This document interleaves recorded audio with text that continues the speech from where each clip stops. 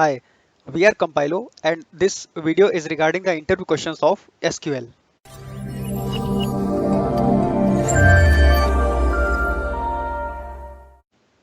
One of the most important topics in interviews is indexing. So an index helps us in pointing to the data in a table. We can take one analogy that this could be an index of a book, correct?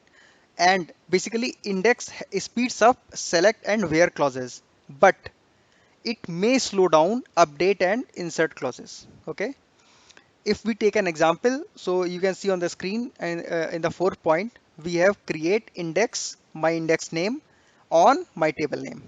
Okay, so when we take example of SQL server, we have two types of index. First is clustered index and second is non-clustered index. Clustered index can be only one per table. Non-clustered index, because they are saved separately, like index and data are stored separately, so they can be up to 999. Okay, next question is what is the difference between rank versus dense rank? In simple words, if in rank, rankings are skipped after ties, but in dense rank, rankings are not skipped.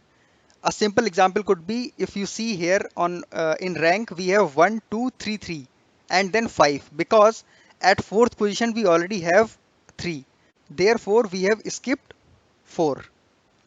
But in dense rank, even after the tie, we have used 4 in place of 5. So this can be a difference. Another popular question is what are cross joins? So cross join produces Cartesian product of two tables. The syntax is select the name of the columns or asterisk here from my table first, then cross join my table second.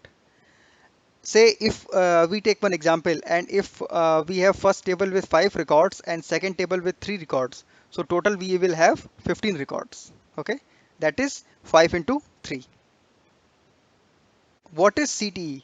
So CTE is common table expression, and as you can see on the screen, the syntax will be with the name of CTE and the expressions as, then again the expressions, and CTE can be used in select statement and a few other clauses.